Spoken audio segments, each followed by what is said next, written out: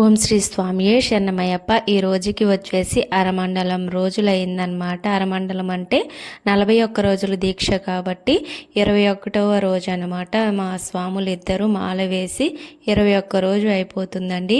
ఈరోజు వచ్చేసి మా చిన్న మనకంటే స్వామి దీపాలు అనేది వెలిగించాడనమాట.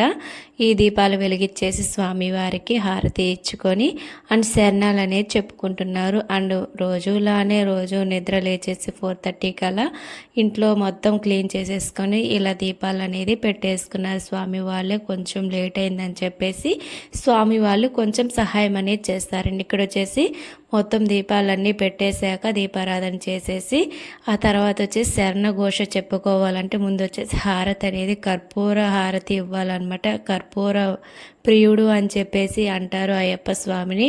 కర్పూర జ్యోతి అని కూడా అంటారండి. కర్పూరం అంటే అంత ఇష్టం అనమాట. ఆ జ్యోతి అంటే ఆ స్వామి వారికి. పోయిన సంవత్సరం వచ్చేసి మేము మెట్ల పూజ అని పెట్టుకున్నామండి. ఇంట్లో భజన పెట్టుకుంటే అంటే మెట్లు అనేవి పెట్టుకొని ఆపిల్ కాయల మీద కర్పూరం అనేది వెలిగించారండి. అవి మేము వెలిగించకముందే వాటమ్మిటి అవి వెలుక్కుంటూ వెళ్ళిపోతున్నాయి అనమాట. అవి మెట్లు అనేవి చెక్కతో చేసున్నాయండి. అవి ఎక్కడ కాలిపోతాయా అని చెప్పేసి మేము భయపడ్డాం. కానీ అసలు ఎలా అంటే మంటలు అనేవి చాలా అంటే చాలా పెద్దవిగా వచ్చాయండి. మాకైతే చాలా భయం వేసింది అనమాట.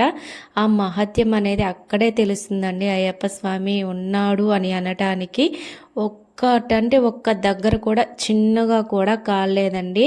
ఆయన మహత్యం లేనిది ఏమీ జరగదు కదా. అసలు ఒకదానికొకటి అంటుకుపోతూ ఉన్నాయి. మేము వెలిగించడానికి కూడా చెయ్యి అసలు కాలిపోతుంది, కానీ కింద అనేది ఎక్కడా కాలేదండి. అంత మహత్యం గల కర్పూర జ్యోతి ప్రియుడు అనమాట అయ్యప్ప స్వామి. ఇలా ఇంట్లో దీపారాధన చేసుకొని మా ఊరి గుడిలోకి వెళ్ళారండి ఇద్దరు స్వాములు అనేది.